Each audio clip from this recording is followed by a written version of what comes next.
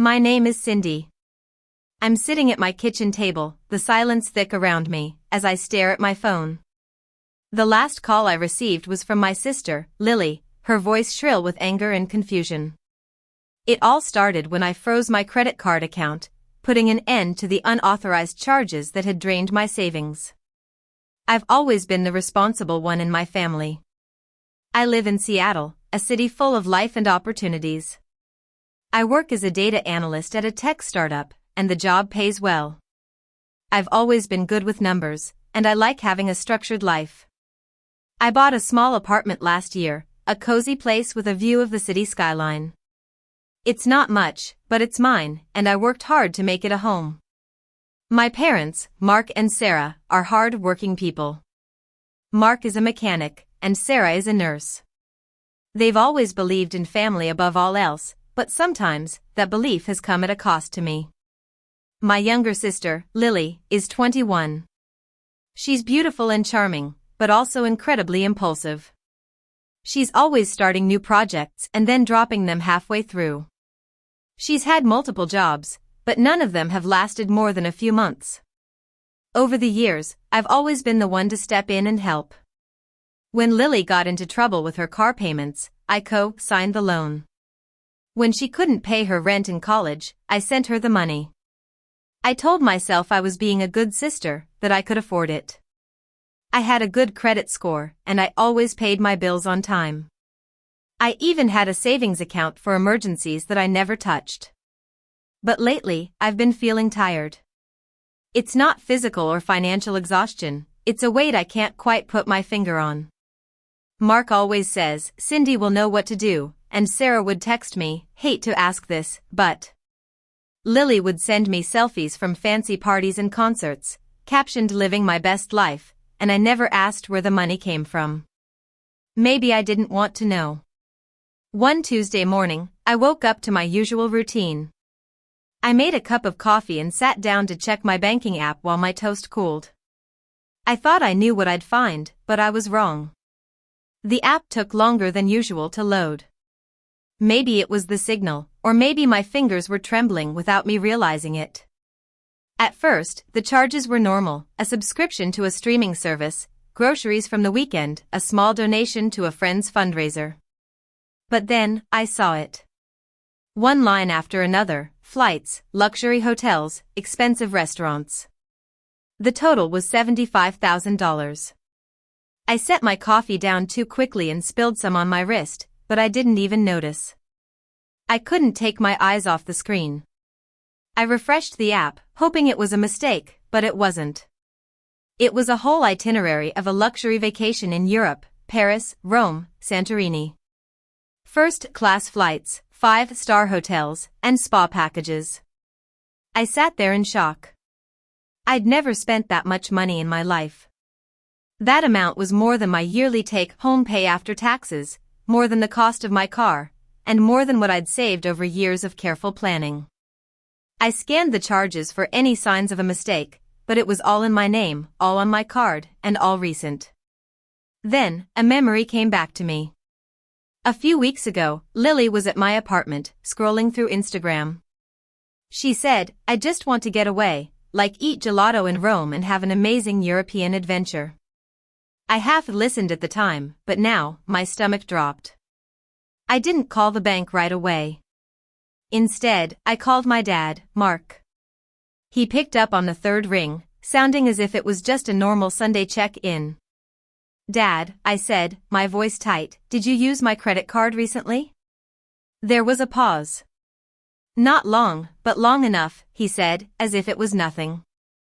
Yeah, your mom and I booked Lily's trip through your card. Her credit limit wasn't high enough. I was stunned. You used my account without telling me? I asked. He quickly replied, well, we meant to. Things got busy, and you're always working. We didn't want to bother you. I stood up and walked to the window, trying to make sense of what he was saying. You booked an entire European vacation on my card for Lily? I asked slowly. He answered, you know how much she's wanted this. A moment later, I heard my mom, Sarah, on the speaker. Honey, don't get upset. It's family. We help each other. She's having the time of her life. You wouldn't take that away from her, would you? My hand clenched into a fist. I was in disbelief at how calmly they were treating this. Sarah went on, she's been posting pictures. She looks so happy. Did you see the view of the Eiffel Tower from her hotel? It's gorgeous. Mark added, and I upgraded her seat to first class. A little surprise. I closed my eyes. A little surprise with my money, I said, my voice cold. You charged $75,000 on my card without my permission. And you think that's okay? Mark repeated, it's family. You make good money, Cindy. You've always been good with finances. Lily doesn't have what you have. She deserves this. You can handle it.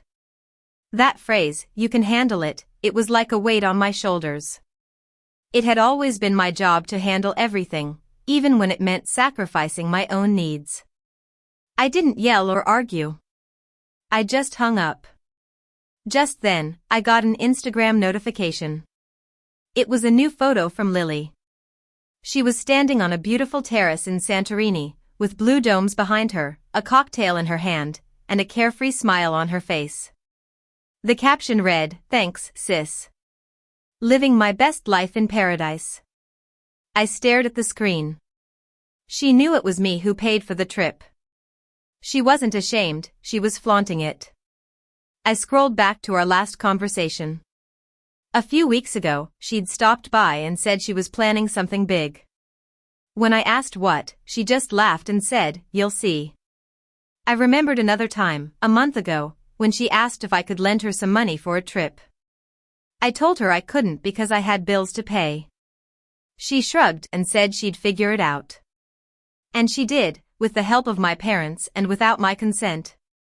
I knew I had to do something. I called my friend, Jake.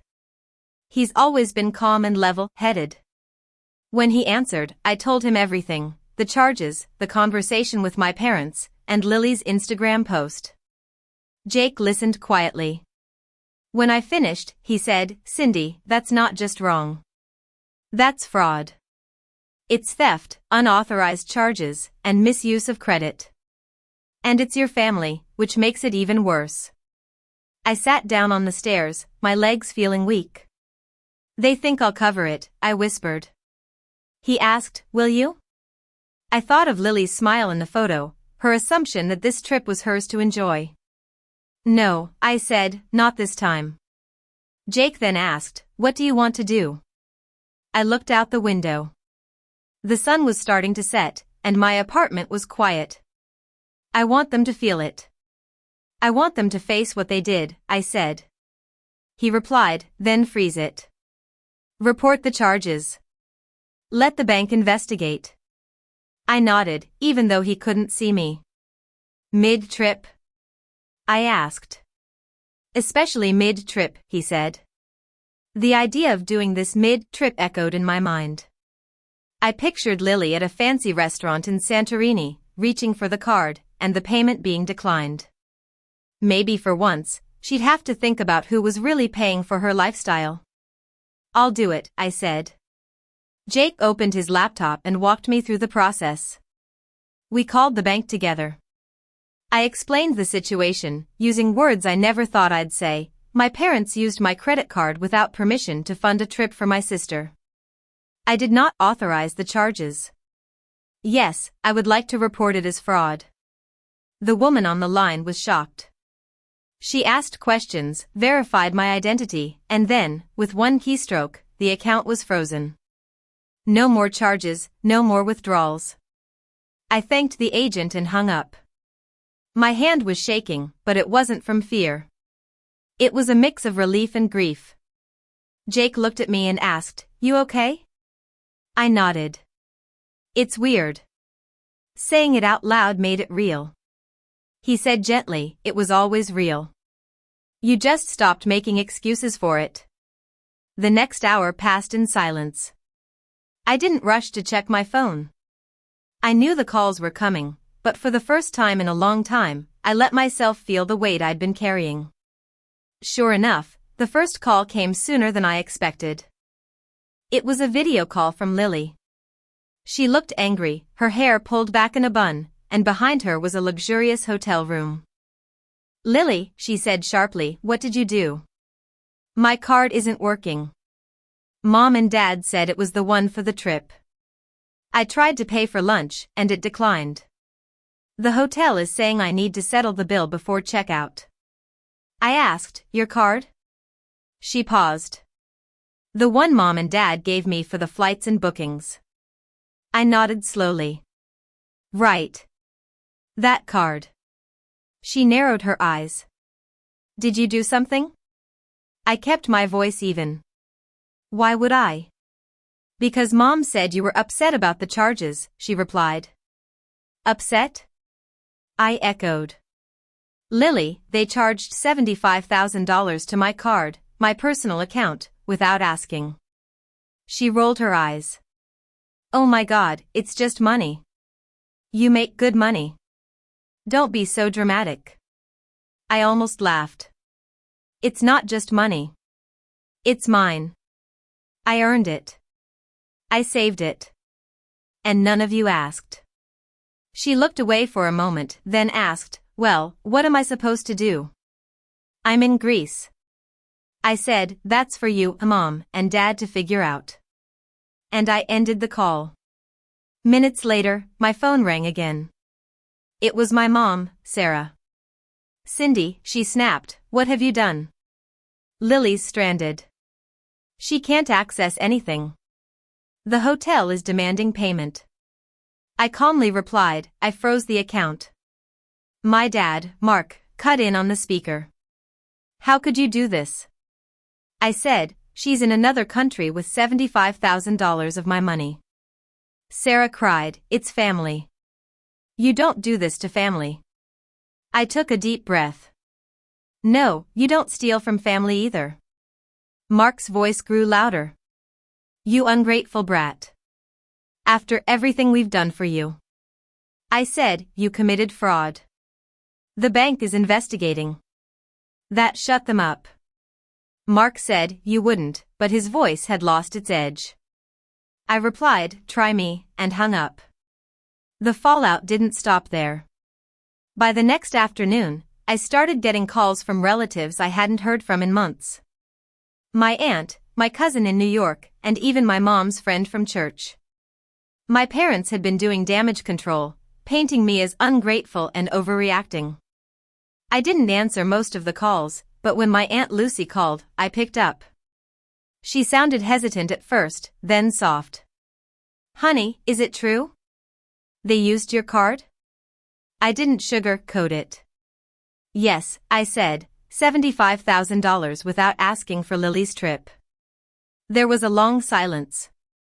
Then she whispered, "Oh, Cindy, that's terrible." It was the first time someone in my family didn't try to excuse it. As word spread, some relatives took my side, while others stayed neutral. A few said I was being selfish and that family meant forgiving. But as the bank's fraud team started investigating, my parents couldn't lie their way out of it. Their carefully crafted image began to crack. For a few days, my phone kept ringing. My mom alternated between guilt and rage, my dad threatened legal action, and Lily sent me vague messages. I read them all and then archived them. I didn't block anyone, I just stepped back. I started moving my money to a new bank, changed all my passwords, and updated my emergency contacts, taking my parents off. Every step felt like building a wall around myself, not to shut the world out, but to protect myself. Jake helped me find a lawyer to understand my rights. The lawyer said I was covered, that reporting the fraud was not only legal but necessary. I didn't plan to sue, I just wanted it to stop. I knew I might never see that $75,000 again, but I'd stopped the bleeding. The house was quiet that week, and it was a good kind of quiet. I cleaned my apartment, reorganized my closet, and even bought a new plant. Lily eventually made it home. I didn't ask how. I heard through a cousin that she had to borrow money and scramble for cheaper flights.